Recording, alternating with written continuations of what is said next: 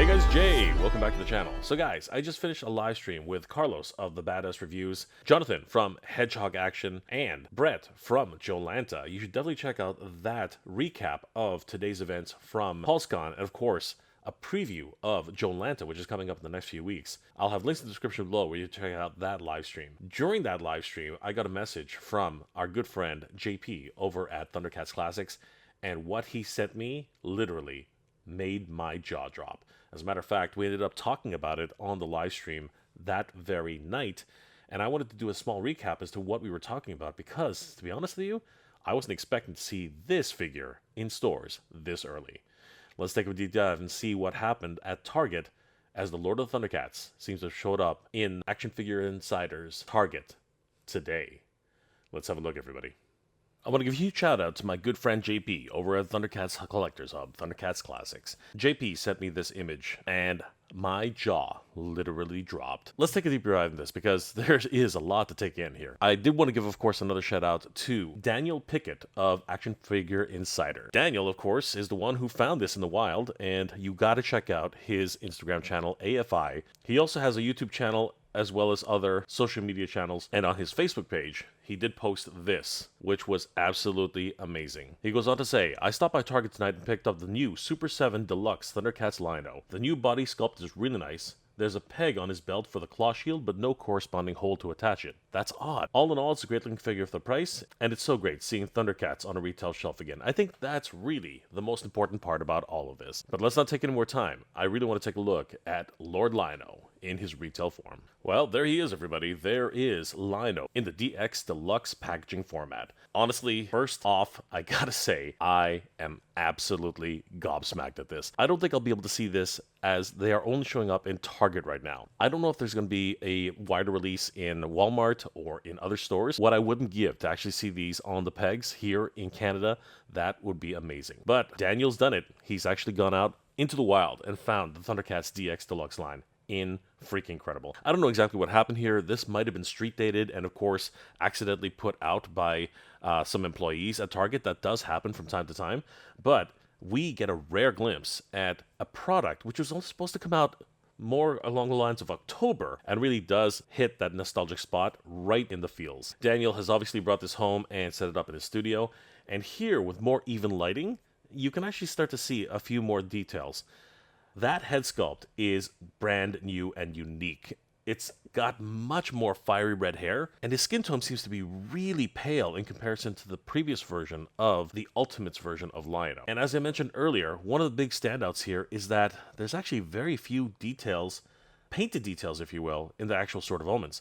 As a matter of fact, on this particular shot, I can barely see the Sword of Omens. It's actually blending right into the background. You can see that this is 100% a brand new buck, and those knees are really sticking out to me, and I found out, thanks to my good friend Carlos over at Badass Reviews, this is actually intentional. These knees are actually rotatable. That's right. They actually pivot on the knee itself, very much like the pivoting ankle joints. And that is pretty cool, man. Let's take a closer look at LionO outside of the packaging. There he is. There is Lord LionO wearing his claw shield and holding the Sword of Omens. This is very interesting. Couple things to take note of here.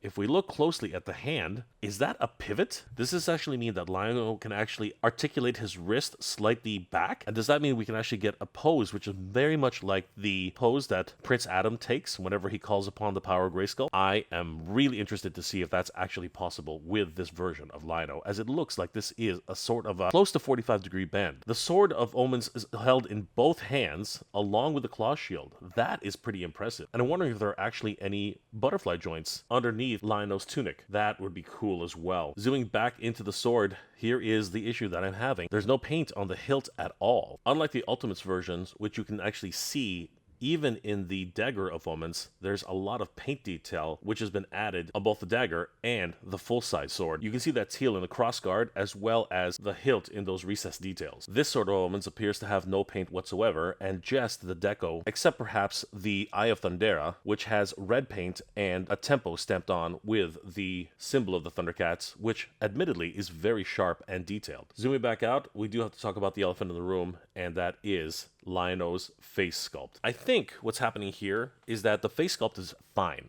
I actually have no problems with the face sculpt. I can see some flash right here. There's a little bit of a line where the mold was separated from the figure itself. That's a bit of a QC issue, unfortunately, but as collectors, we see this all the time, so it doesn't technically bother me, other than the fact that it's coming straight along his eye line. That's a bit weird. But what really catches my attention, of course, is the paint on LionO's face. Now, LionO himself being overall pale anyway, that normally wouldn't concern me for the lighter parts of his skin. What really concerns me is, of course, what's going on with his eyes. Now, I do have to say, they actually are rather well painted, but I think there's a bit too much here. The eyes themselves actually look kind of crooked in comparison to the sculpt, but it really is quite heavy compared to even the original release, which I think was a bit more subdued, as you can see here. The eyebrows on the original release are actually quite subdued as well, compared to these eyes, where the eyebrows are quite pronounced. There also doesn't appear to be any wash in his hair, which would help to bring out some of the smaller details. But of course, if they're going for an overall cartoony look, I believe this is actually intentional. And I think that that is part of the reason why this is so striking and maybe throwing off the figure a little bit. If we zoom down closer to the knees, you can actually see that they are actually rotating. This was demonstrated by Carlos in our live stream with figures like Quicksilver, who can rotate his knees. So that's a wonderful addition and adds to the articulation factor. This particular version of LionO is a new sculpt, and as far as we know, the next set of figures in the line will not benefit from this level of articulation. Here's an additional shot which helps us see the character's face even more clearly, but there's also something going on with the shape of LionO's head. One thing I have to admit is that things tend to look better in person, as you can rotate the character a little bit, get the perfect angles. In this case though, if I was to take this at face value, his head seems to be almost sculpted as if it's leaning back. I'm not sure if everybody else sees that. His head, of course, is slimmer in appearance to the original release, as well is his entire frame. LionO appears much thinner here than he does in his original release from Super7, which was originally sculpted by Mattel and the Four Horsemen. You can tell that they were sort of reusing certain aspects of the Masters of the Universe book around this time. Super7 has opted to try a brand new sculpt for LionO, and I'm actually really happy about that. He does 100% look more cartoon accurate, and I think that's something we can definitely take away from this. Looking at him here in its more front portrait standing pose, I do have to say, this version here is probably the best shot we've seen so far. Realistically, he looks pretty good right here. If this is the only angle you're going to see LionO at in your display shelf, this is the angle you want. And he does have that overall cartoony appearance, which honestly, for a lot of Thundercats fans, is the way we've always wanted to see LionO. His skin, as we said earlier, is very, very pale compared to the release in the Ultimates line. As a matter of fact, all of the colors are a little bit desaturated in their overall nature, except for his fiery hair and the Thundercat symbols. That seems to stick out in this particular figure. It's ironic that his belt, as well as his boots, seem to be of a much more saturated nature than the rest of the character. But if you were just to leave him in this pose, I think you could definitely be satisfied with this version of LionO, as he looks like he jumped off of the cartoon screen. It's when you start turning his head where the eyes just seem to get a little bit wonky. But on the very straight up pose, doesn't look too bad, to be honest with you. There is that one flash line that's really going to bug a lot of people, and I have to keep paying attention to it because, again, if we're reviewing the character as it is on these pictures, that is definitely a detail that people are going to notice. He definitely has what appears to be an upper ab crunch, which would be very, very helpful for the character, as the original version of LionO does not have anything like that. And of course, we do know that the knees do twist and pivot on their own. I really like the shape of his boots. They look really well done, as well as his tunic. And again, as I said, as a cartoon LionO, he looks pretty good in this format. The one thing that I do have to take away from this is there is very little paint for certain details, but I think that was intentional. And for the paint that's actually here, it's really well done. Once again, the face is probably the one aspect of LionO which a lot of people are going to be sticking on, but in this particular shot, when he's straight on, looking forward, looking at him again in his plastic prison, honestly, he's got a shelf presence, I really have to admit that. And he will catch your attention once you see him on the shelf, and I really hope that I get that opportunity here in Canada. The back of the box looks amazing, as it was presented at Target's Fall Geek Out. It is the VHS box art, which is just absolutely stunning, so reminiscent of the Thundercats DX Deluxe version. Super7, the Thundercats logo emblazoned at the top. Scrolling down, we do see Cat's Lair in the background, Mumra, haunting them from the shadows. The original design of the Sword of Omens with apertures inside of the hilt. LionO facing forward with all of the Thundercats except Wily Kit, which I think was an interesting omission. We see Jaga in the background, Panthro, Chitara, Tigra, Snarf, LionO, and Wily Cat. Daniel also mentioned that there is a waist peg, this singular claw shield with the waist peg, as there's no apparent way to clip it on. An interesting little detail, which I'm thankful Daniel pointed out. If this is the same for anyone else when they finally get their Thundercats in hand, definitely let us know, because that's something I'm really interested in. He even has a side-by-side comparison, which is kind of interesting because he covers the heads.